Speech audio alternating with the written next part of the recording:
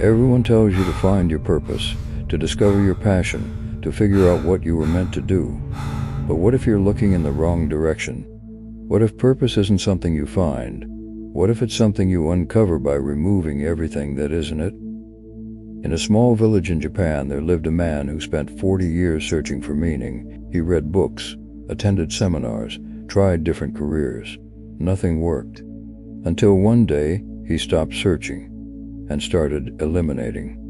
What he discovered changed everything, not just for him, but for everyone who learned his method.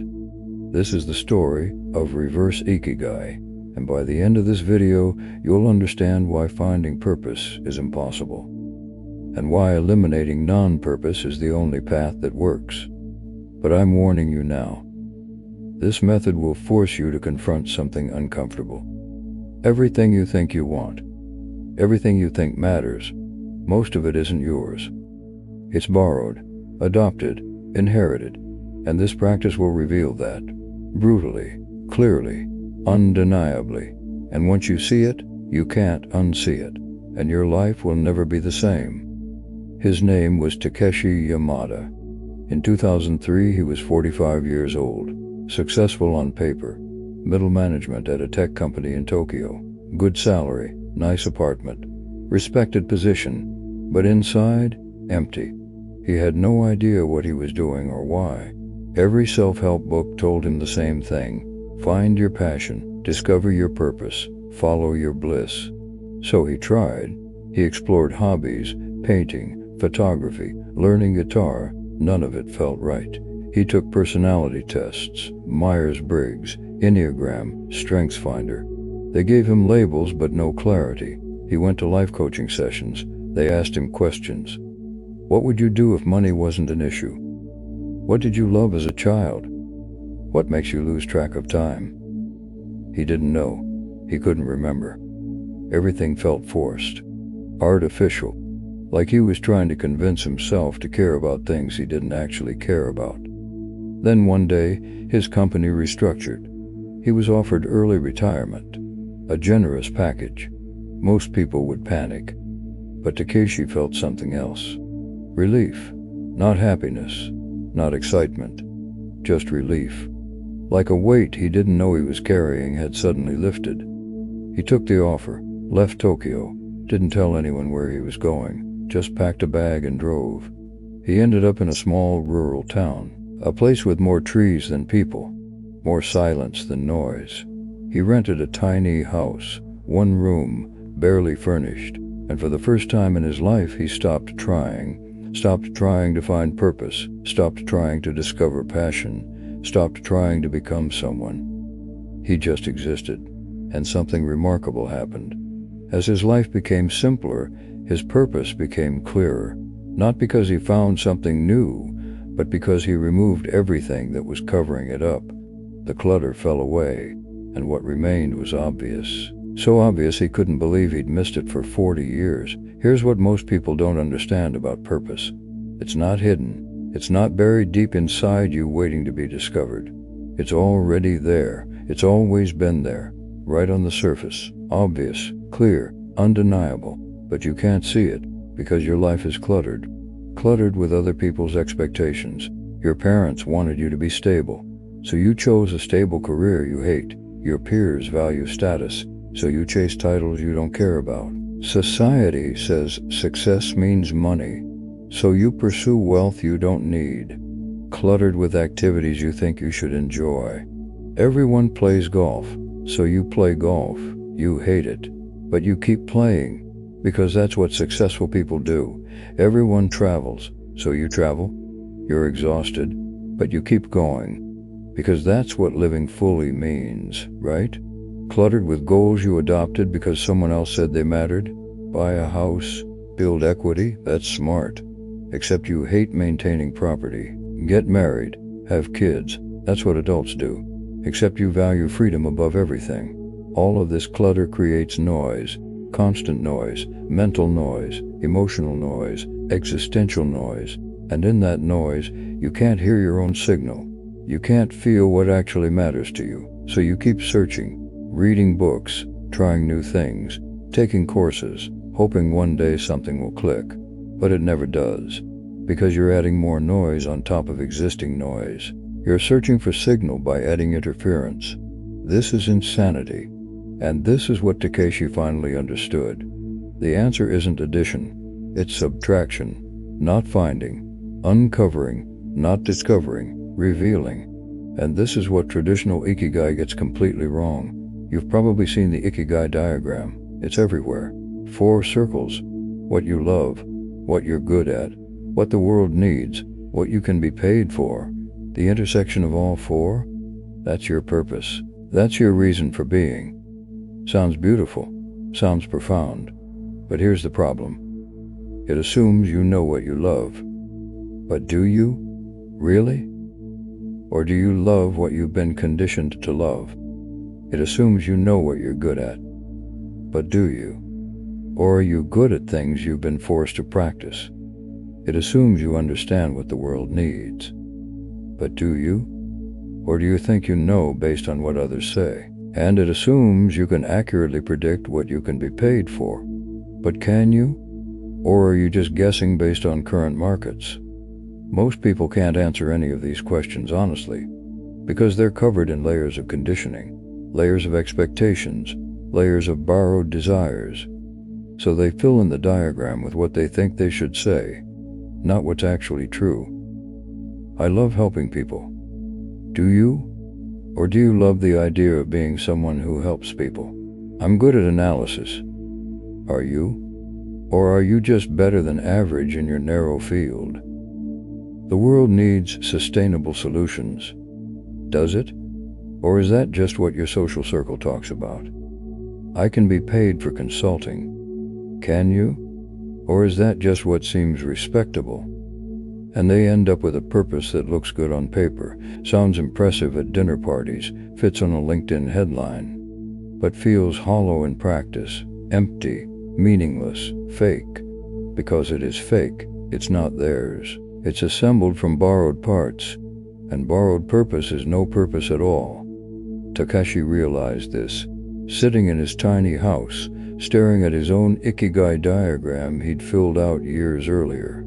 Every answer was a lie, not an intentional lie, but a lie nonetheless. So he threw it away, and he flipped the entire process.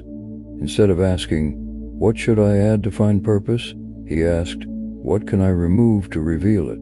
Instead of searching for meaning, he eliminated meaninglessness. Instead of trying to discover passion, he removed everything he wasn't passionate about. This is reverse Ikigai, and it works. Not because it's easier, it's harder, much harder, because elimination requires honesty, brutal honesty, the kind of honesty that destroys comfortable lies, and most people aren't willing to go there. Here's how Takeshi did it. Phase 1, the 30-day elimination audit. He spent 1 month observing his life without changing anything. Every activity, every relationship, every possession, every habit, every thought pattern. He wrote it all down, in a notebook, not on a computer, not in an app. Physical notebook, physical pen. Something about the physical act made it more real, more honest. And next to each item, he asked one question. Does this energize me or drain me? Not, is this important? Because everything seems important when you've invested time in it. Not, do I need this? Because you can justify needing almost anything. Just, energy or drain. Simple. Binary. Objective. He was ruthless, honest, uncomfortably honest. No exceptions, no mercy, no justification. His weekly team meeting, drain. His morning jog, drain. He thought he loved running, but when he was honest, he hated it. Every step. He only did it because healthy people run. His friendship with Kenji, drain. They'd been friends for 20 years, but every conversation left him exhausted. His apartment in Tokyo, drain. The prestige meant nothing. The maintenance was constant stress. His collection of photography equipment, drain. He spent a fortune, used it twice, kept it because quitting felt like failure. Reading business books, drain. He thought he should stay current, but he didn't care about business trends. Playing golf with clients? Drain. Absolute drain. Every second of it. And what energized him? The list was short, painfully short. Working with wood, just shaping it. No project, no goal. Just feeling the grain, watching it transform. Teaching his neighbor's kid basic life skills. How to change a tire, how to cook rice, how to handle money. Simple things, but it felt meaningful. Writing, not professional writing, not articles or reports, just thoughts, observations, questions, in his private journal. That was it. 3 things out of dozens, maybe hundreds. 95% of his life was draining him. Only 5% energized him. And within that 5% there was a pattern, a theme, something consistent across everything that energized him. Creation, teaching, simplicity. That pattern was his purpose. Not something he found, something that was revealed when he removed everything else, when he stripped away the noise, when he eliminated the clutter. What remained was signal, pure signal, and that signal had been there all along, buried, covered, hidden, but there. Phase 2, the commitment purge. Once he identified what drained him, he had to eliminate it. This is where most people fail. They identify the problem but lack the courage to cut it out. They see the clutter but keep it anyway. They recognize the drain but tolerate it. Because elimination is scary, elimination is permanent. Elimination requires admitting you were wrong, that you wasted time, that you made mistakes, and ego hates that, so they make excuses. But this relationship is complicated. I can't just end it. But this job pays well. I can't just quit. But I've invested so much time in this hobby. I can't just stop. But people will judge me if I change. Takeshi didn't care about any of that, because he understood something most people don't. Everything you keep that drains you is actively preventing you from living your purpose. It's not neutral. It's not harmless. It's not just there. It's a direct obstacle between you and alignment, between you and clarity, between you and the life you're supposed to live. So he cut, systematically, mercilessly, completely. He quit activities that felt obligatory. No more golf, no more networking events, no more conferences, no more professional development seminars, none of it. He distanced himself from people who only took. Kenji stopped calling, stopped responding. Let the friendship die, not cruelly, just naturally. It had been dead for years anyway. He'd just been propping up the corpse. His other surface-level friendships? Same. He stopped maintaining them, and they evaporated, proving they were never real. He sold possessions he didn't use. The camera equipment, gone. The business suits, gone. The golf clubs, the expensive watch, the status symbols, all gone. He kept what he needed, what he actually used, what brought him joy or served a clear purpose. Everything else? Eliminated. He simplified his schedule until it was almost empty. No meetings, no appointments, no obligations, just open space, open time, open possibility. And people thought he was crazy. His family worried. What are you doing with your life? His friends questioned him. Are you having a breakdown? His former colleagues judged him. He gave up. He couldn't handle the pressure. Society told him he was making a mistake. You're wasting your potential. You're throwing away your career. You'll regret this. But he didn't stop, because he understood something they didn't. External validation is just another form of clutter, another layer of noise, another obstacle between you and truth. And he was done with obstacles, done with noise, done with anything that wasn't his. Phase 3, the empty space test. After removing everything that drained him, Takeshi had a problem. His life was almost empty. No obligations, no busy schedule, no constant activity, just space. Lots of space. This terrified him at first. Humans fear emptiness. We're conditioned to fear it. From childhood, keep busy, stay productive, fill your time, don't waste a moment. Emptiness feels wrong, feels lazy, feels like failure, so we fill our lives with noise to avoid silence. We stay busy to avoid facing ourselves. We create complexity to avoid simplicity, because simplicity reveals truth, and truth is uncomfortable. But Takeshi forced himself to sit with the emptiness, to not fill it, to not fix it, to not escape it. Just sit, just be, just exist in the space. For days, then weeks, then months. And something interesting happened. Without all the noise, without all the distractions, without all the obligatory activities, his natural inclinations started to surface. Like bubbles rising in still water, slow, gentle, undeniable. He found himself drawn to certain activities, not because someone told him to, not because they looked impressive, not because they fit his identity, but because he genuinely wanted to do them. He started woodworking, not as a hobby, not as a business, not as anything. Just because. He'd walk to the small workshop in town, ask if he could help. They'd give him scraps. He'd shape them for hours. No goal, no project.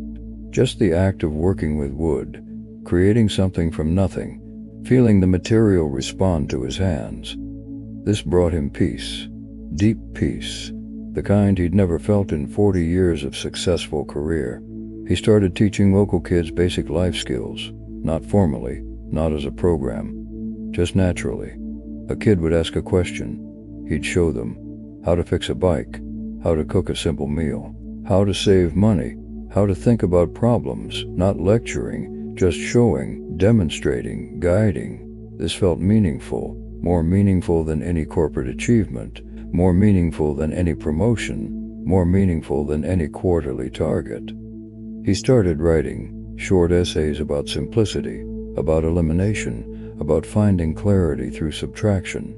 He didn't publish them, didn't show anyone, just wrote. For himself, to clarify his thoughts, to process his experience, to understand what he'd learned. This satisfied something deep, something he'd ignored for decades. These weren't planned. They weren't chosen. They emerged naturally, from the space he created, from the emptiness he allowed. This is the secret most people never discover. Purpose doesn't need to be found. It emerges automatically when you remove everything that isn't it. Like a spring.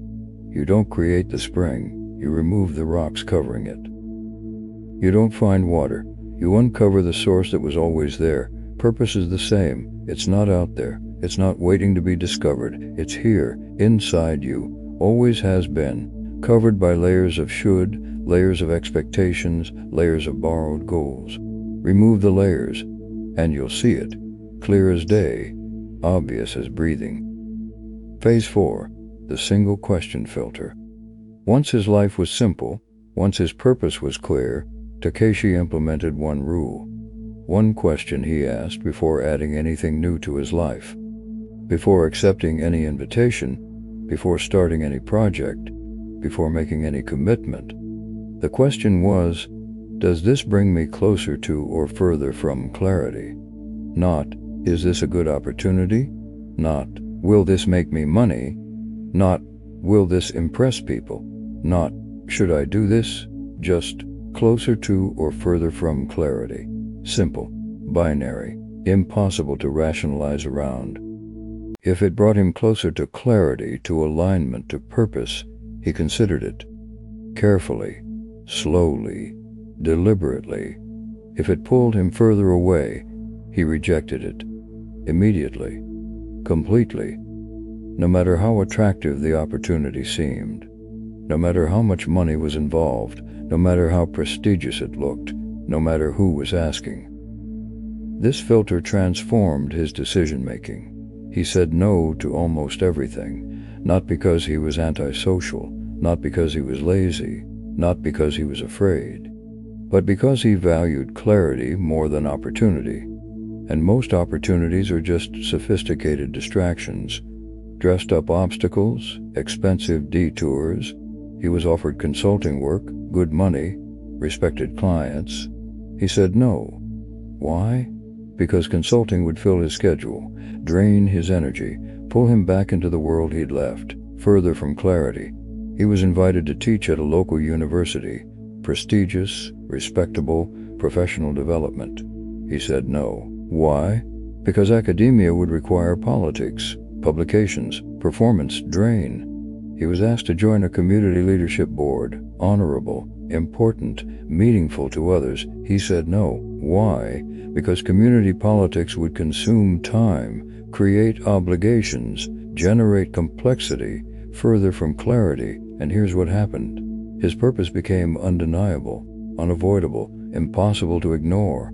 He lived in his small house, worked with wood, taught kids occasionally, wrote when inspired, owned almost nothing, needed almost nothing. And he was happy, genuinely happy, not excited, not motivated, not positive thinking his way through misery, actually happy, content, aligned, at peace.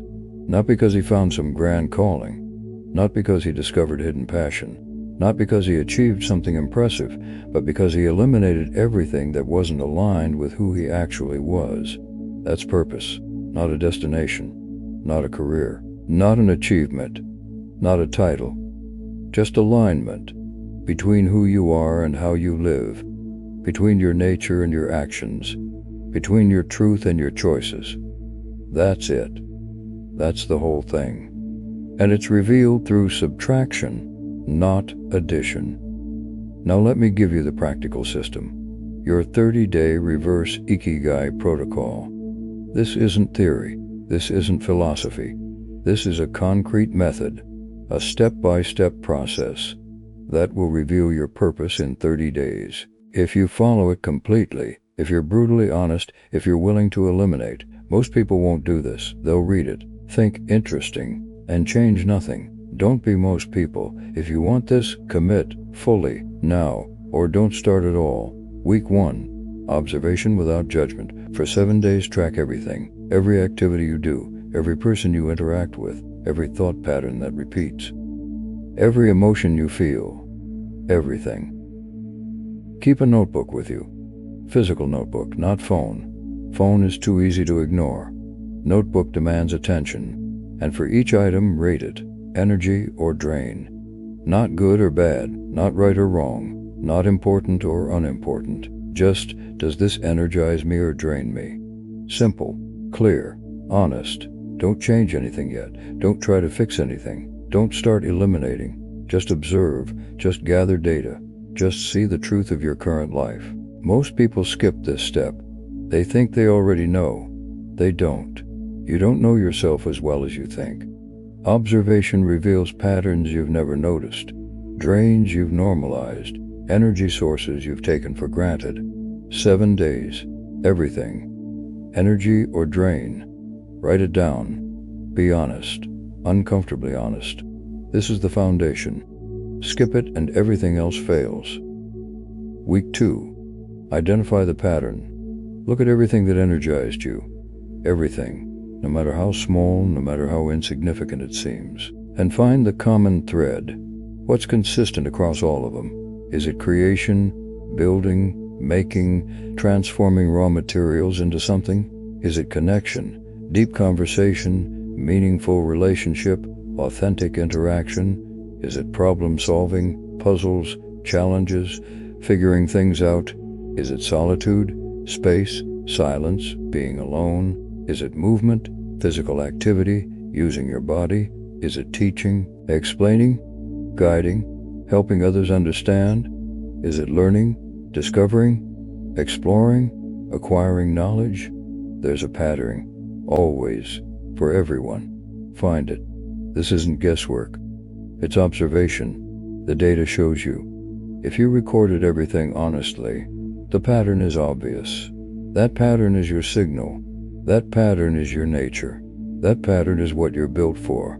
Everything else is noise. Everything else is borrowed. Everything else is drain. The pattern is yours, only yours, and it's been there your whole life. You just couldn't see it under all the clutter. Week 3, strategic elimination. Now comes the hard part, the part where most people quit, the part that separates people who want to change from people who actually change. Cut one draining thing every day. 7 days, 7 eliminations. Start small if you need to. An app you mindlessly scroll, delete it.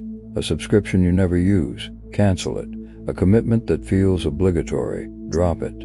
A possession you don't need, sell it or throw it away. Build momentum. Prove to yourself you can do this, that you can let go, that you can eliminate. Then, mid-week, cut something big, something scary, something that requires courage, a toxic relationship, a soul-crushing obligation, a life pattern that no longer serves you. This will be uncomfortable, very uncomfortable. Your ego will resist, your fear will scream, your conditioning will fight back. Do it anyway, because this is where transformation happens, not in the easy eliminations, in the hard ones, in the scary ones, in the ones that make your hands shake and your heart race. Those are the ones that matter. By the end of the week, you should have space, real space, empty calendar blocks, quiet mental space, physical space in your home. If you don't feel lighter, you haven't eliminated enough. Go deeper, cut more, be ruthless. Week 4, space and emergence.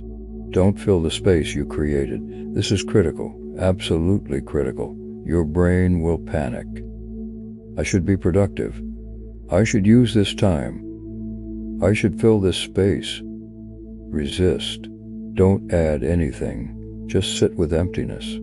Let it exist. Let it be uncomfortable. And pay attention. Really pay attention. What naturally emerges? What do you find yourself drawn to when no one's watching? When there's no pressure? When there's no audience? When there's no should? That's your purpose. Not what you think it should be. Not what looks good. Not what seems impressive. What it actually is. And it might surprise you.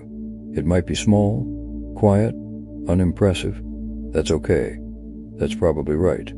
Because real purpose usually is small, quiet, unimpressive to others, but massive to you. Let it emerge. Don't force it. Don't manufacture it. Don't create it. Just observe. Just allow. Just witness. And it will appear. I guarantee it. If you've done the first 3 weeks correctly, your purpose will emerge in week 4. Naturally. Undeniably. Obviously. Here's the truth most people can't accept. Your purpose might not be impressive. It might not make you rich. It might not look good on social media. It might not win approval from your family. It might be simple, quiet, small, and that's exactly why it's real. Because purpose isn't about impressing others. It's about alignment with yourself. Takeshi's purpose? Making things with wood and teaching kids basic skills. Not impressive, not ambitious, not world-changing. But it was his. Completely his. Authentically his. Undeniably his. And that made it perfect. The question isn't, what's my grand purpose? The question is, what's left when I remove everything that isn't mine? The answer to that question is your purpose, and you don't find it. You reveal it through elimination, through subtraction, through removing everything that isn't essential. So here's your challenge. For the next 30 days, stop searching, stop trying, stop adding, start removing. One thing per day minimum that drains you. One commitment, one possession, one pattern, one relationship, one obligation, one should. And pay attention to what remains, to what emerges, to what you naturally move toward when all the noise is gone. That's your purpose, not hiding, not waiting to be found, just covered, under layers of should, layers of expectations, layers of borrowed goals. Remove the layers, and you'll see it, clear as day, obvious as breathing, undeniable as your own heartbeat. Let me tell you about someone who applied this. Her name was Sarah, 38 years old, corporate lawyer, 6-figure salary, partnership track, prestigious firm, respected position, and absolutely miserable. She'd been searching for purpose for 10 years, read every book, took every assessment, went to therapy, tried mindfulness, explored spirituality. Nothing worked. She still felt empty, still felt like she was living someone else's life. Then she found this method. She was skeptical. "I've tried everything. Why would this be different?" But she was desperate, so she committed. Week 1, she tracked everything and discovered something shocking. 90% of her life drained her. Work, most social events, her apartment, her relationship, almost everything. Only 3 things energized her. Writing legal analysis, not the cases themselves, just the process of breaking down complex arguments into clear logic. Mentoring junior associates, helping them think through problems, teaching them how to argue. Long walks alone, no phone, no podcast, just walking and thinking. That was it. Week 2, she found the pattern. Clarity. Everything that energized her involved taking complexity and making it clear. Complex arguments into simple logic. Confused associates into confident thinkers. Cluttered thoughts into organized understanding. That was her signal. Clarity through simplification. Week 3, she started eliminating. Small things first. Networking events, canceled. Lunch meetings with people she didn't like, stopped. Expensive apartment she never enjoyed. Moved to something smaller. Then the big one, her relationship. They'd been together 5 years. Everyone expected marriage. But when she was honest, truly honest, it drained her. He was fine, just fine. Not bad, not abusive, just wrong. Wrong for her. They wanted different things, had different values. She'd been staying because leaving seemed cruel. Week 3, she ended it. Hardest conversation of her life, but also the most honest. Week 4, she sat with the space, with the emptiness, with the uncertainty, and something emerged. She wanted to teach, not law, clarity. She wanted to help people think clearly, write clearly, argue clearly. That was it. That was her purpose. Not some grand mission, not saving the world, just helping people clarify their thinking. Simple, quiet, hers. So she made a plan, not a rushed plan, a careful plan. She'd work 1 more year, save money, build a cushion, then leave the firm, start teaching. Maybe online courses, maybe private coaching, maybe writing. She didn't know exactly, but she knew the direction, and that was enough. Today, 2 years later, she teaches writing and critical thinking, makes less money, has no prestigious title, works from a small apartment. And she's happy. Actually happy. Not pretending, not compensating, not coping. Happy because she's aligned between who she is and how she lives. That's what this method does. Not gives you a new identity, reveals the one you already have. Under all the clutter, under all the borrowed goals, under all the should. Tell me in the comments, what's the first thing you're eliminating? What's been draining you that you're finally ready to cut? Because that first cut is the hardest, and also the most important. It proves to yourself that you can let go, that you can eliminate, that you can choose yourself over others' expectations. That first elimination is the beginning of everything. If this video changed how you think about purpose and meaning, subscribe to the channel and hit the bell. Because everything I teach follows the same principle. Clarity comes through subtraction, not addition. Mastery comes through elimination, not accumulation. Purpose comes through revelation, not discovery. Master elimination, and you'll master life. Remove what's not yours, and what remains is undeniably, authentically, permanently yours. If you've watched this far, thank you for your attention. See you in the next video.